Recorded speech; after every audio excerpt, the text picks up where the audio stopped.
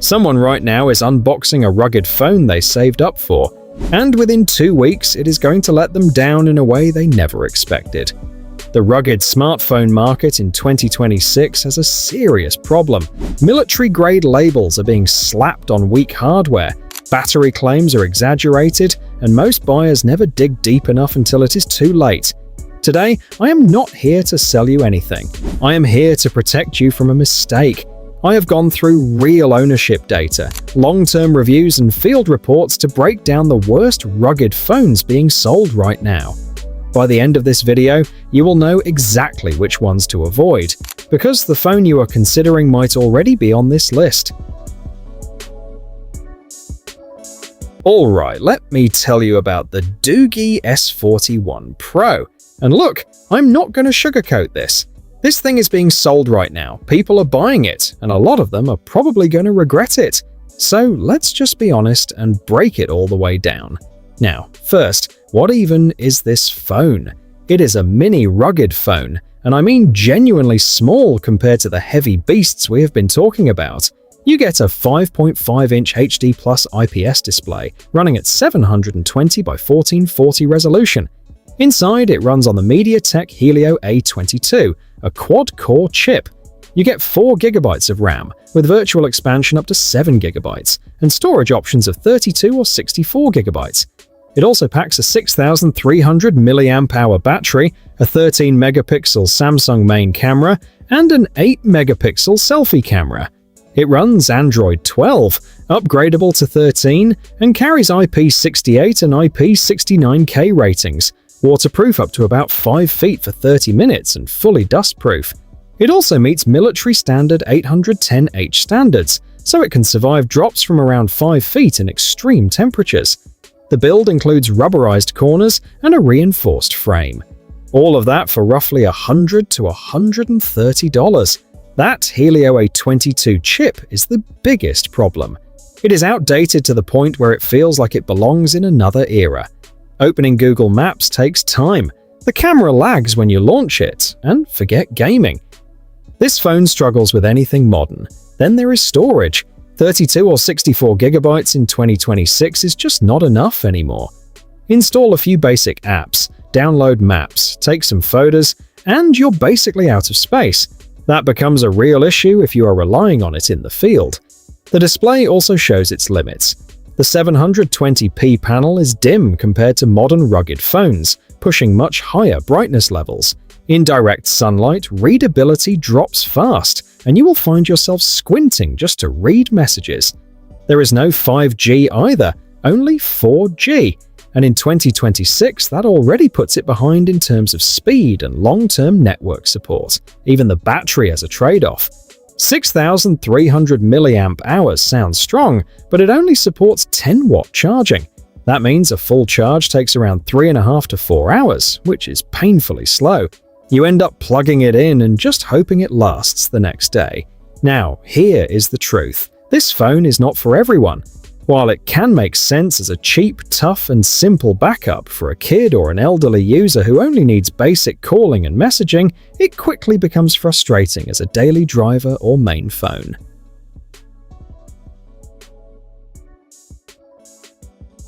Next up is the Blackview BV 5300 Plus. This one came out in late 2023. Got a little refresh in 2024, and it is still being sold right now in 2026. And honestly, on paper it looks like a solid budget rugged option. But once you dig in, you start seeing where the compromises really show up. The BV 5300 Plus is built for people who want a tough phone without spending a fortune or lugging around one of those massive flagship rugged bricks. It has a 6.1-inch HD Plus IPS display running at 720 by 1560 resolution. Under the hood, it is powered by the MediaTek Helio G72, an octa-core chip running at 2.0 GHz. You get 8 gigs of RAM, expandable up to 16 gigs through virtual expansion, and 128 gigs of storage. The battery is a 6,580 mAh unit. Camera-wise, you are looking at a 13-megapixel Sony IMX258 main sensor and a 5-megapixel selfie camera. It ships with Android 13 and Blackview's own Doogee OS 4.0 on top. For protection, it carries IP68 and IP69K ratings, waterproof down to about 5 feet for 30 minutes, and protected against high-pressure, high-temperature water jets. It is also military standard 810H certified, meaning it can take a 5-foot drop onto concrete and handle dust, sand, and serious vibrations without falling apart. But here is where it gets real, and here is why power users are going to have a hard time with this one. That Helio G72 chip, it is not terrible, but it is aging fast. In 2026, this processor is going to struggle. Heavy multitasking? It will drag. High-end gaming? Forget it. Even loading a complex web page can feel sluggish at times. If your work depends on your phone being quick and responsive, this chip is going to test your patience in a serious way. Then there is the charging situation, and this one genuinely bothers me. A 6,580 mAh battery is a big battery, and that is a good thing, but Blackview only gave it 10-watt charging. 10 watts. That means you are sitting around for more than 3 hours just waiting for a full charge. In 2026, when other phones are pushing 65, 100, even 120 watts, 10 watts feels almost disrespectful. Now, the camera. It uses a Sony sensor, and that sounds impressive at first. But do not let the brand name fool you. In good lighting, you will get decent, usable shots. Practical, nothing more. The moment the light drops, though, this camera starts falling apart fast. Grainy, soft, lacking detail. It is a camera built for record keeping, not for capturing a moment you actually care about. No 5G either, just 4G LTE. And again, just like the Doogee, that is becoming a real issue in 2026. As carriers continue pushing 5G and deprioritizing 4G, you are going to feel that gap more and more over time. The display is another limitation. On a 6.1-inch panel, 720p resolution looks soft. Text is not very sharp. Icons lack clarity, and in bright outdoor conditions it becomes even harder to read compared to newer, rugged phones with higher brightness and resolution.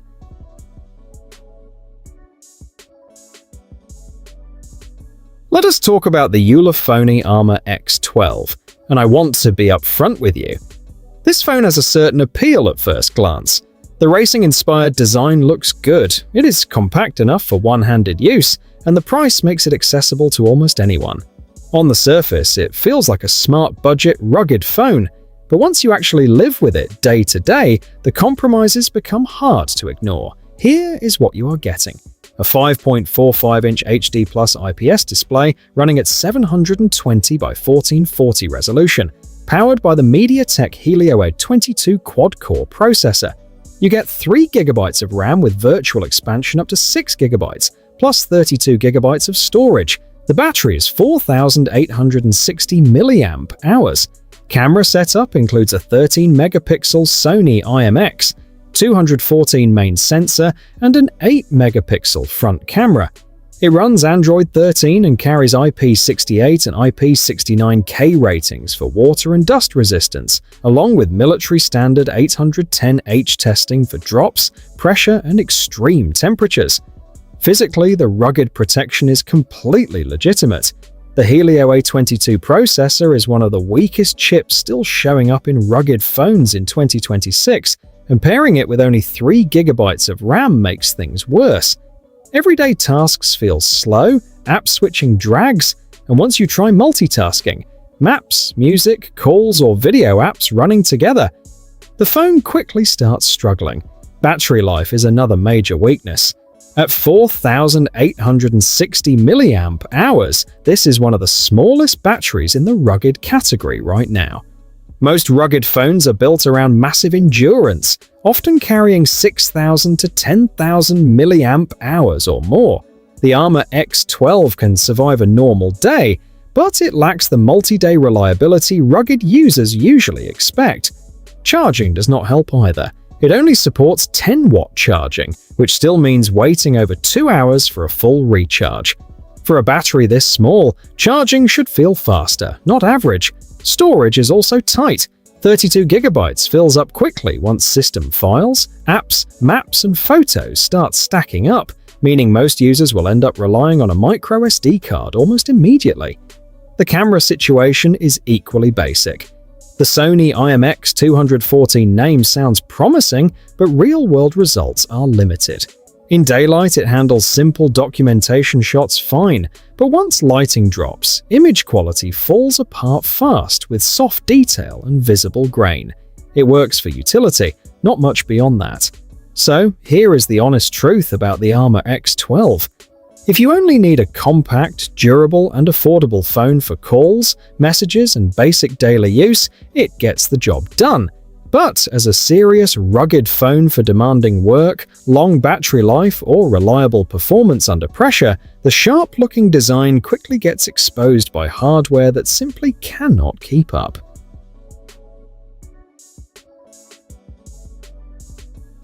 Now, moving on to the number 4 is the OUKITEL WP35. OUKITEL WP35 is interesting because OUKITEL came out swinging with the marketing on this thing. They call it the world's thinnest 11,000 mAh rugged phone. And honestly, that headline grabs attention immediately. It sounds like the perfect mix, a sleek everyday phone that also happens to be rugged. But once you get past the marketing, some real compromises start showing up. Here is what you are getting. A 6.6-inch FHD plus IPS display running at 1080 by 2408 resolution with 400 nits of brightness. It runs on the MediaTek Dimensity 6100 Plus, a 6nm octa-core 5G processor. You get 8GB of RAM with virtual expansion up to 24GB, plus 256GB of storage. The battery is 11,000 mAh with 18-watt charging. Camera setup includes a 64-megapixel Sony IMX 682 main sensor, an 8-megapixel night vision camera, a 2-megapixel macro lens, and a 32-megapixel front camera. It runs Android 14 and carries IP68, IP69K, and military standard 810H protection, along with Corning Gorilla Glass 5 on the display. But the charging situation is where frustration starts immediately. 18 watts on an 11,000 mAh battery is painfully slow. A full charge can take around 4 to 5 hours, which feels ridiculous for a modern rugged phone. Forget to charge it overnight or unplug it early, and you are going to feel that mistake the entire next day. Other rugged phones are offering 33, 65, even 120-watt charging, while this thing crawls to full power. Then there is the display brightness, only 400 nits. For a rugged phone built around outdoor use, that is a serious weakness. Under direct sunlight, the screen starts washing out fast, and readability drops hard compared to rugged phones pushing 900 nits or more. You will find yourself shading the screen with your hand just to see basic information outdoors. Now, about that slim design. Yes, the thinner body absolutely makes it easier to carry than most rugged bricks, and for some people that alone will matter. But rugged phones are usually thick for a reason. Extra bulk helps absorb impacts and protect the internal hardware. The WP35 still carries the proper certifications, but physically it does not feel as confidence-inspiring as heavier, rugged phones built with thicker reinforcement. Another missing feature is wireless charging. For a phone marketed as modern and premium, that omission stands out. Now, to be fair, the WP35 is not a bad phone for everyone. If you want 5G, a large multi-day battery, and a rugged phone that does not feel like an oversized brick, the OUKITEL WP35 delivers surprisingly solid performance.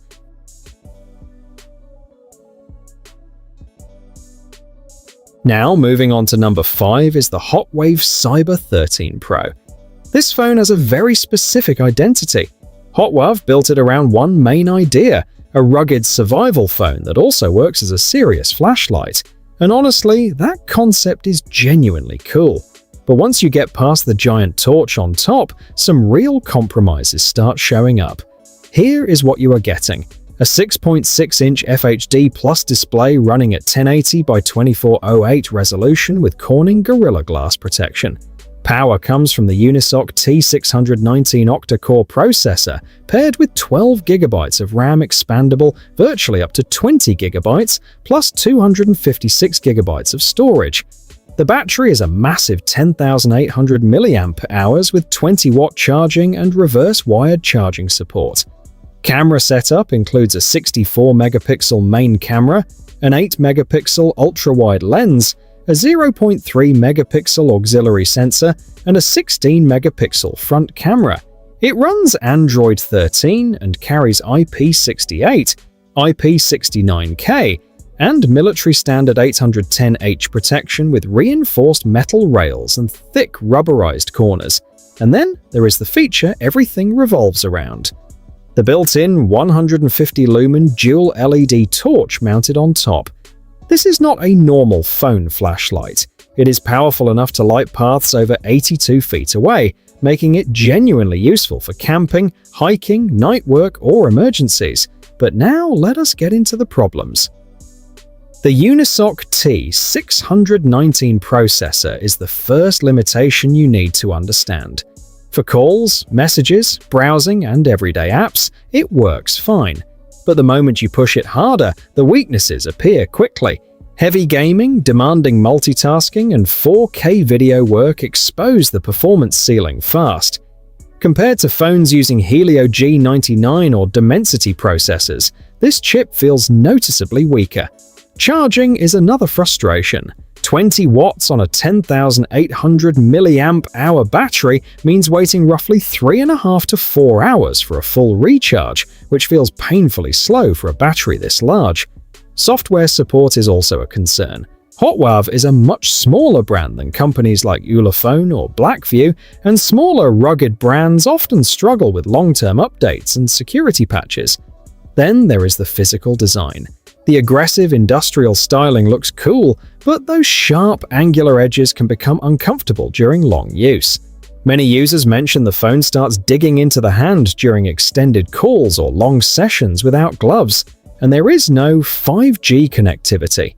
At this price point in 2026, being limited to 4G LTE already makes the phone feel behind competitors offering faster and more future-proof connectivity. And that is the full truth about the rugged phones you need to avoid in 2026. I get it. Some of these devices look tempting. Low prices, aggressive marketing, and spec sheets that make everything sound like a great deal. You work hard for your money, and your phone should work just as hard for you. If this video helped you avoid a bad purchase, hit the like button so it reaches more people before they waste their money. Subscribe for more honest, rugged phone breakdowns, because there is plenty more coming. And if you have questions or want a specific phone reviewed, drop them in the comments. I read every single one.